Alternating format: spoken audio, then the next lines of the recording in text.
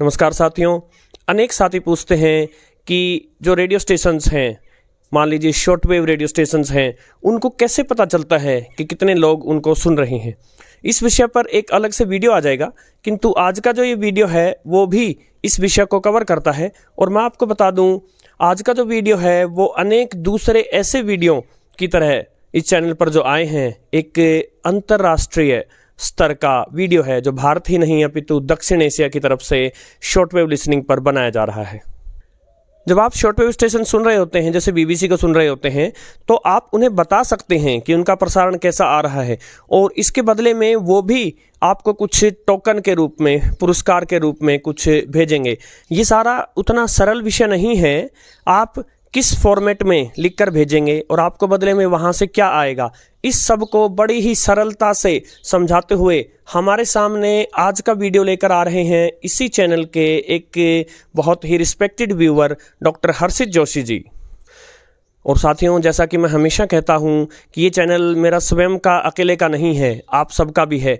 और इस चैनल के दर्शकों ने इस पर जितना प्रेम लुटाया है, बहुत ही कम यूट्यूब के ऐसे चैनल होंगे जिनको इतना प्रेम मिलता है। और डॉक्टर हर्षित जी ने जैसे जितनी मेहनत परिश्रम से ये वीडियो बनाया, साथियों थोड़ा लंबा अवश्य है, किंतु जब आप बात को समझाते हैं तो लंबा वीडियो हो जाता है। और उन्होंने जितने मन से ये वीडियो बनाया है, मैं आधे मिनट की भी एडिटिंग नहीं कर पाया उनकी बनाई हुई कंटेंट पर। और ऐसा लग ही नहीं रहा कि वो किसी दूसरे चैनल के लिए बना रहे हैं, अपितु वो स्वयं के अपने चैनल के लिए भी बना रहे होते तो शायद इतनी मेहनत ना कर पाते। सो उनको, हर्षित जी को और अनेक दूसरे साथियों को मैं प्रेरित करना चाहूँगा कि आप भी यूट्यूब पर आएँ, अपने चैनल बनाएं और उनके माध्यम से कुछ बहुत ही बेहतरीन जानकारी दर्शकों के आगे रखें। तो साथियों, सीधा चलते हैं डॉक्टर हर्षित जोशी जी के पास।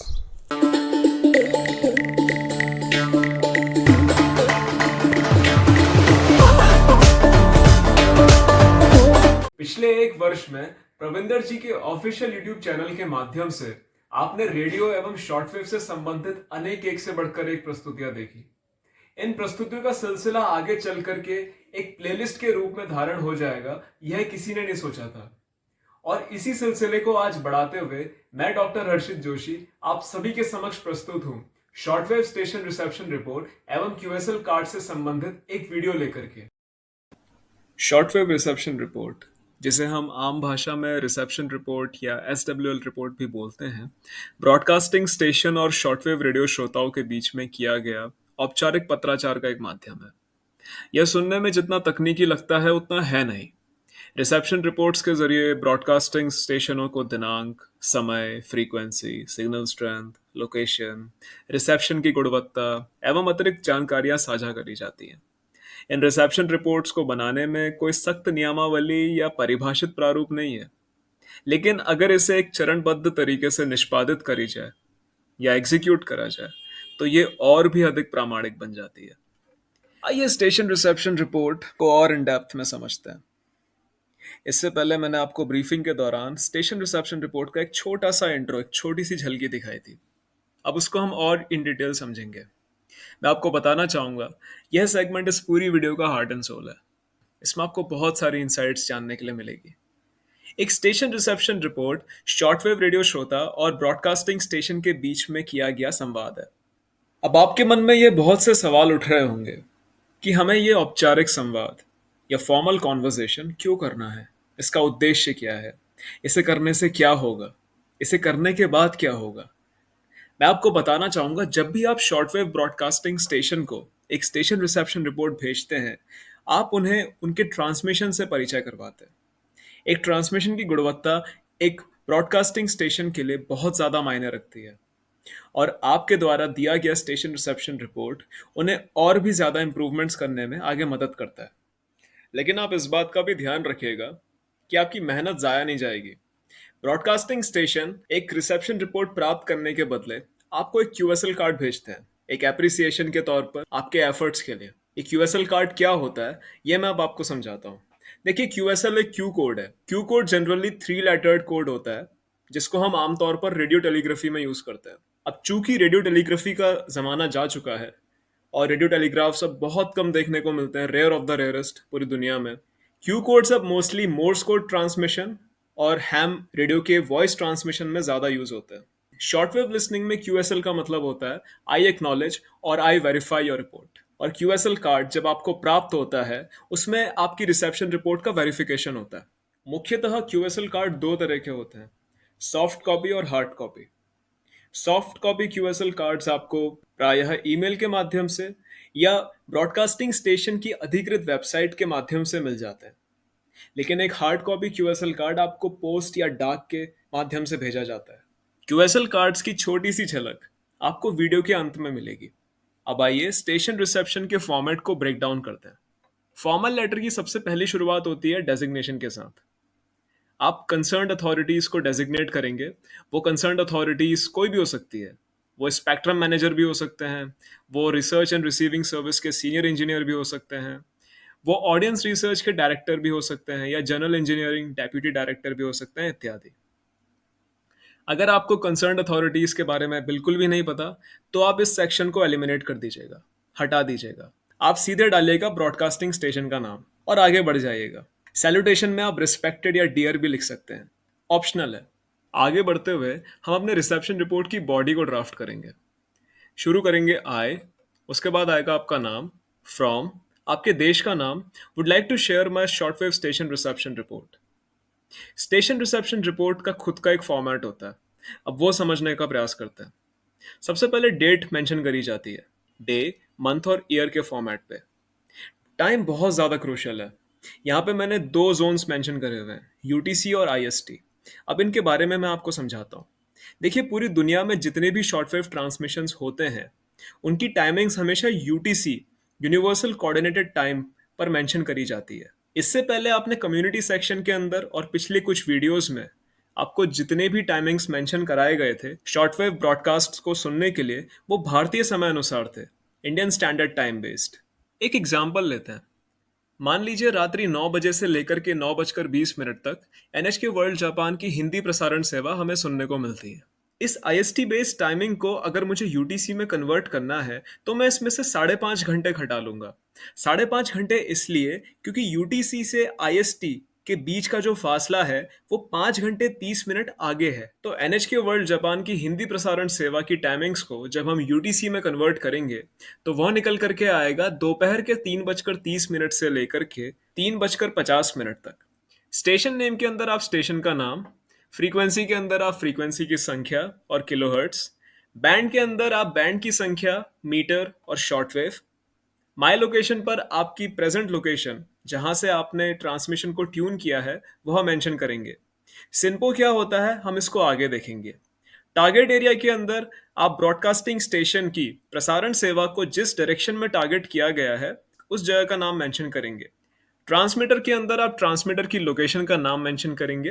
प्रोग्राम हर्ट के अंदर आपने जो प्रोग्राम सुना जैसे न्यूज, टॉक शो, संगीत प्रसारण सेवा, यह सब मेंशन करेंगे। इक्विपमेंट के अंदर आप रेडियो के ब्रांड का नाम और उसके मॉडल का नंबर मेंशन करेंगे। एंटीना के अंदर अगर आपने कोई भी एक्सटर्नल एंटीना यूज नहीं किया है और इनबिल्ट एंटीना यानी कि इनबिल्ट टेलीस्कोपिक से आप डीएक्सिंग कर रहे हैं तो आप इनबिल्ट टेलीस्कोपिक मेंशन कर देंगे। अदरवाइज आपको एक्सटर्नल एंटीना का विवरण देना होगा।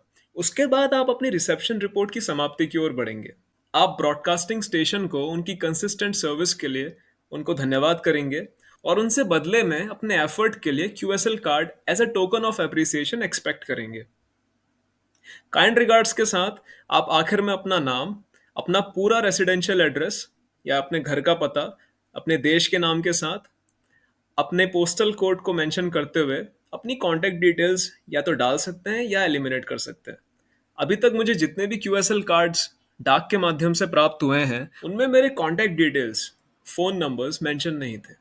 मुख्य रूप से स्टेशन रिसेप्शन रिपोर्ट इंग्लिश में ड्राफ्ट करी जाती है, लेकिन आप चाहे तो इसको अपनी नेटिव लैंग्वेज में भी ड्राफ्ट कर सकते हैं। आप सभी की सहूलियत के लिए मैंने यहाँ पर दो लैंग्वेजेस में इस फॉर्मेट को प्रेजेंट किया हुआ है, इंग्लिश और हिंदी। आपको जिस भी लैंग्वेज में यह फॉर्मेट पसंद आए आप उस लैंग्वेज में अपनी स्टेशन रिसेप्शन रिपोर्ट को ड्राफ्ट कर सकते हैं। उसको पूरी अथॉरिटी के साथ एक्सेप्ट किया जाएगा। अब सवाल उठता है कि आपने स्टेशन रिसेप्शन रिपोर्ट को ड्राफ्ट तो कर लिया, उसे भेजना कहाँ है? तो विश्व भर की जितनी भी मुख्य ब्रॉडकास्टिंग स्टेशंस हैं उनकी कॉन्टैक्ट लिस्ट मैंने तैयार करी हुई है। और यह लिस्ट आपको कम्युनिटी पोस्ट के माध्यम से इस वीडियो के उपरांत प्राप्त हो जाएगी। इस लिस्ट के अंदर आपको ईमेल के अलावा QSL वेबसाइट्स के लिंक भी मिलेंगे। इन वेबसाइट्स को जब आप विजिट करेंगे तो आपको एक full fledged email reception report draft करने की जरूरत नहीं पड़ेगी। इन वेबसाइट्स के अंदर ही आपको QSL का एक रेडीमेड फॉर्म प्राप्त होगा। उसको फिल करके आप QSL कार्ड्स ब्रॉडकास्टिंग स्टेशन से रिक्वेस्ट कर सकते हैं। एक बात का ध्यान दीजिएगा, जब भी आप इन फॉर्म्स को फिल कर रहे हो तो अपने रेसिडेंशियल एड्रेस को मेंशन करना मत भूलिएगा। देखिए, बाय पोस्ट जो QSL कार्ड्स प्राप्त होते हैं उनमें काफ़ी समय लगता है, तो आप हिम्मत बिल्कुल मत हारिएगा, क्योंकि सब्र का फल QSL कार्ड होता है। आई होप आपको स्टेशन रिसेप्शन रिपोर्ट का फॉर्मेट समझ में आया होगा। इस रिपोर्ट का अभी भी एक इंपॉर्टेंट एस्पेक्ट बचा हुआ है एक्सप्लेन करने के लिए। आइए उसको डिस्कस करते हैं। सिंपो। आइए सिंपो के बारे में बात करते हैं, इसे समझने का प्रयास करते हैं। सिंपो 5 मुख्य कारकों पर टिका हुआ है। 5 important factors: signal strength, interference, noise, propagation disturbance और ओवरऑल। सिग्नल स्ट्रेंथ पर हम अपने रिसीवर में हुई एक ट्यून्ड फ्रीक्वेंसी के सिग्नल की गुणवत्ता को जांचने और मापने का प्रयास करते हैं। Relative strength of transmission signal strength के जरिए मापा जाता है। इंटरफेरेंस पर हम यह पता लगाने और मापने का प्रयास करते हैं कि ट्यून्ड फ्रीक्वेंसी या उसके आजू बाजू की फ्रीक्वेंसी पर, एडजेसेंट फ्रीक्वेंसीज पर किसी दूसरे स्टेशन का प्रसारण हमें एक वक्त पर तो नहीं सुनाई दे रहा है। नॉइस वायुमंडलीय और मानवकृत दोनों हो सकती है। यह एक ट्यून्ड फ्रीक्वेंसी पर प्रसारित हो रही सेवा के पीछे का शोर या स्टैटिक है, जो प्रसारण की गुणवत्ता पर असर डालता है। एक ट्यून्ड करी गई फ्रीक्वेंसी का सिग्नल कितनी स्थिरता या फेडिंग के रूप में, कितनी देर की उतार चढ़ाव के साथ हमें हमारे रिसीवर पर प्राप्त हो रहा है, यह प्रोपगेशन डिस्टर्बेंस के अंदर मापा जाता है। ओवरऑल को ऊपर बताए गए 4 फैक्टर्स और ट्यून्ड फ्रीक्वेंसी के लिसनिंग एक्सपीरियंस के आधार पर मापा जाता है। आइए सिंपो को आप कैसे रेट कर सकते हैं इसके बारे में थोड़ा सा समझते हैं। देखिए, सिंपो 1 से 5 के बीच में रेट किया जाता है। सिग्नल स्ट्रेंथ जहां पर 1 वैल्यू ऑडिबल कही जाती है, वहीं पर 5 एक्सीलेंट मानी जाती है। 2 को पुअर, 3 को फेयर और 4 को गुड रेट किया जाता है। इंटरफेरेंस पर जहां 1 एक्सट्रीम मानी जाती है, यानी कि जहां पर बहुत ज़्यादा इंटरफेरेंस होती है, 2 या 2 से अधिक ब्रॉडकास्टिंग स्टेशन के ट्रांसमिशंस की एक वक्त पर, वहीं पर 5 निल मानी जाती है, जहां पर बिल्कुल भी इंटरफेरेंस नहीं होती। वहीं 2 को सीवियर, 3 को मॉडरेट और 4 को स्लाइड बोला जाता है। नॉइस जहां पर 1 एक्सट्रीम होती है, जो बैकग्राउंड स्टैटिक है वो काफ़ी ज़्यादा हैवी है एक ट्रांसमिशन के पीछे, वहीं पर 5 निल मानी जाती है, जहां पर नॉइस बिल्कुल भी आपको सुनाई नहीं देगी एक ट्रांसमिशन के दौरान। वहीं पर 2 सीवियर, 3 को मॉडरेट और 4 को स्लाइड बोला जाता है। प्रोपगेशन डिस्टर्बेंस जहां पर 1 को एक्सट्रीम कहा जाता है, वहीं पर 5 को निल कहा जाता है। प्रोपगेशन डिस्टर्बेंस के अंदर आपने देखा था कि जो सिग्नल हमें हमारे रिसीवर तक रिसीव हो रहा है, वो हमें कितनी स्थिरता के साथ या कितनी रुकावटों के साथ, फेडिंग के साथ हमें हमारे रिसीवर तक आ रहा है। अगर प्रोपगेशन डिस्टर्बेंस को मैं 1 रेट कर रहा हूँ या एक्सट्रीम बोल रहा हूँ, तो मतलब उसमें फेडिंग काफ़ी ज़्यादा हो रही है। वहीं अगर प्रोपगेशन डिस्टर्बेंस बिल्कुल भी नहीं है, तो मैं उसको 5 रेट करूंगा, विच इज़ निल। वहीं 2 को सीवियर, 3 को मॉडरेट और 4 को स्लाइड बोला जाता है। ओवरऑल के अंदर हमने यह जानने का प्रयास किया था कि जो SINP, ये जो 4 कारक हैं, जो 4 फैक्टर्स हैं, इनके आधार पर जो एक ओवरऑल पिक्चर बन रही है हमारे सामने एक पूरे ट्रांसमिशन की, उसको हम कैसे रेट करेंगे। जहां पर 1 अनयूजेबल होता है, वहीं पर 5 एक्सीलेंट माना जाता है। एक अनयूजेबल ट्रांसमिशन का मतलब होता है जिसका SINP 2 या 1 रेट हो रहा हो। वो बहुत फेंटली आपको आपके रिसीवर तक पहुंच रहा है, लेकिन आप उस ट्रांसमिशन को डिकोड नहीं कर पा रहे, समझ नहीं पा रहे वो आपसे क्या कहना चाह रहा है। वहीं एक एक्सीलेंट ट्रांसमिशन का मतलब होता है जिसका SINP 5 आउट ऑफ 5 रेट हुआ है। ये rare of the rarest condition है एक शॉर्टवेव डीएक्सिंग के दौरान, क्योंकि डिस्टेंट लोकेशंस के अगर आप ट्रांसमिशन को पकड़ने का प्रयास करेंगे तो SINP इन 4 फैक्टर्स में से कोई ना कोई फैक्टर 5 या 5 से कम तो जरूर रेट होगा। एटमॉस्फेरिक कंडीशंस बहुत कम सिचुएशंस पे एकदम आइडियल तरीके से आपके रिसीवर का और आपके समय का साथ देगी। वहीं 2 का मतलब ओवरऑल के अंदर होता है पुअर, 3 का मतलब होता है फेयर और 4 का मतलब होता है गुड। मैं आशा करता हूँ आपको सिंपो कैसे रेट किया जाता है वो समझ में आया होगा। अब मैं आपको रियल टाइम लेके चलता हूँ अपनी स्टडी पर, जहाँ पे मैंने अपना रेडियो रिसीवर ऑलरेडी सेट किया हुआ है और मैं एक फ्रीक्वेंसी को ट्यून करके आपको सिंपो आप कैसे रेट कर सकते हैं वो बताने का प्रयास करूंगा।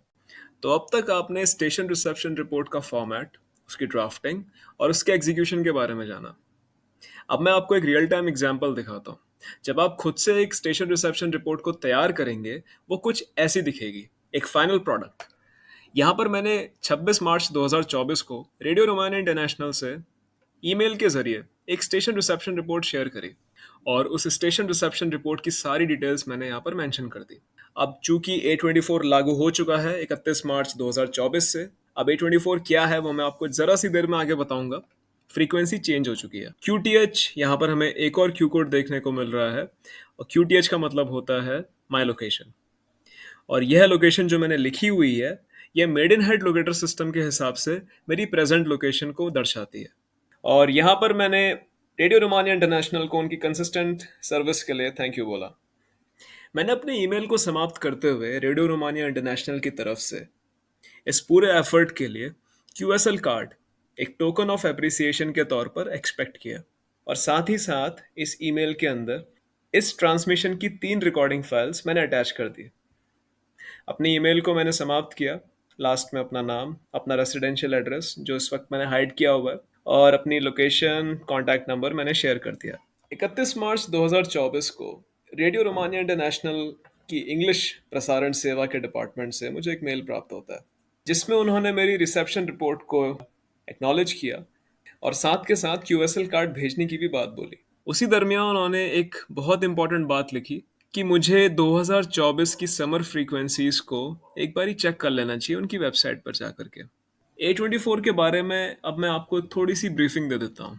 देखिए, एक पूरे वर्ष में हमें 2 तरह के शॉर्टवेव शेड्यूल देखने को मिलते हैं। एक शेड्यूल समर स्पेसिफिक होता है, एक ग्रीष्म ऋतु को ध्यान में रख करके बनाया जाता है, और एक शेड्यूल बनता है विंटर स्पेसिफिक, शरद ऋतु को ध्यान में रख करके बनाया जाता है। इन दोनों शेड्यूल्स को A और B में डिवाइड किया जाता है। अगर मैं आपको यह बता रहा हूं कि 31 मार्च से 27 अक्टूबर 2024 तक A24 लागू हो चुका है, तो इसका मतलब यह है कि समर शेड्यूल, उसका 2024 वर्जन अब हमारे सामने आ चुका है। और 27 अक्टूबर के बाद हमें जो एक नया शेड्यूल देखने को मिलेगा वो कहलाएगा B24।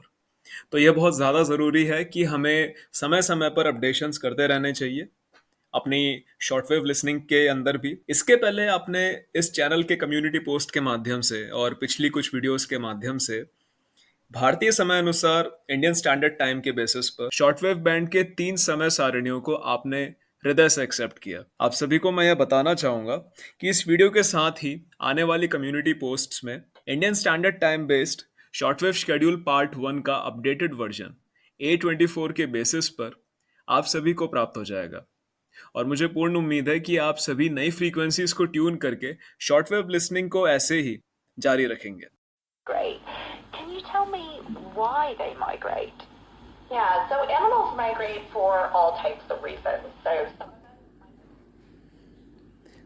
9510 किलोहर्ट्ज प्रातःकाल मैंने BBC वर्ल्ड सर्विस की इंग्लिश प्रसारण सेवा को ट्यून किया हुआ है। 6:30 से 7:30 बजे इसका भारतीय अनुसार समय है और 31 मीटर बैंड पर आप इसे सुन सकते हैं। इस रियल टाइम ट्रांसमिशन के माध्यम से मैं आपको यह बताने का प्रयास करूंगा कि आप सिंपो अपनी रिसेप्शन रिपोर्ट के लिए कैसे रिकॉर्ड कर सकते हैं। देखिए, सिंपो के अंदर हमने 5 मुख्य कारकों को समझने का प्रयास किया था, 5 मेन फैक्टर्स को पकड़ने का प्रयास किया था, 1 से 5 के बीच में उनको कैसे रेट किया जाता है वह समझने का प्रयास किया था, और इसी को अब हम रियल टाइम अप्लाई करके देखते हैं। बात करते हैं सबसे पहले सिग्नल स्ट्रेंथ की। सिग्नल स्ट्रेंथ के अंदर हमें रिलेटिव ट्रांसमिशन की स्ट्रेंथ कैसी है, जो ट्रांसमिशन हमें हमारे रेडियो रिसीवर तक पहुंच रहा है, सिग्नल की गुणवत्ता कैसी है, वह समझने का प्रयास करते हैं, वह रेट करने का प्रयास करते हैं। यहाँ पर अगर मैं वॉल्यूम को इंक्रीज करूँ, increasing temperatures, including ocean temperatures, is that in? Signal strongly receive हो रहा है मुझे इस वक्त मेरे रेडियो रिसीवर पर। सिग्नल स्ट्रेंथ को मैं 5 में से 5 रेट करूँगा, विच इज़ एक्सीलेंट।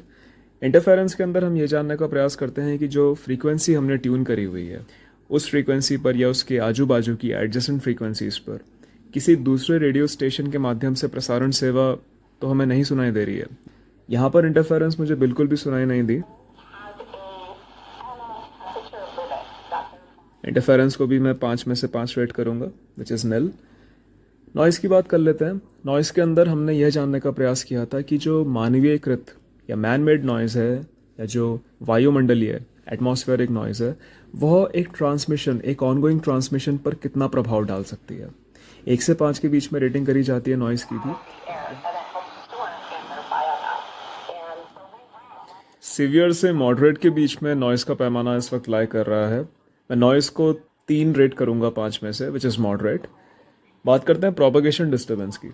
देखिए, प्रोपगेशन डिस्टर्बेंस के अंदर होता यह है कि जब भी हमने कोई सर्विस को ट्यून किया होता है किसी भी फ्रीक्वेंसी पर, वह सर्विस हमें कितनी स्थिरता के साथ, कितनी स्टेडली हमें हमारे रेडियो रिसीवर तक पहुंच रही है, या वो कितनी फेड होकर के, कितनी मिली सेकेंड्स या सेकेंड्स की फेडिंग के साथ हमें हमारे रिसीवर तक पहुंच रही है, उसे प्रोपगेशन डिस्टर्बेंस के अंदर कैटेगराइज किया जाए।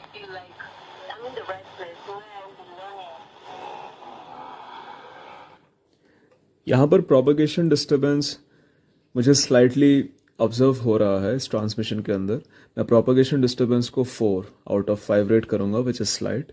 ओवरऑल के अंदर हम ये जानने का प्रयास करते हैं कि जो हमने SINP को रेट किया इसके ऊपर, उसके बेसिस पर हमारा लिसनिंग एक्सपीरियंस कैसे रहा वो ओवरऑल के अंदर रेट किया जाता है। तो ओवरऑल मैं इस पूरे ट्रांसमिशन को गुड रेट करूँगा, विच इज़ 4 आउट ऑफ 5। तो हमारा जो सिंपो आखिर में रेडी होगा वो होगा 5, 5, 3, 4, 4।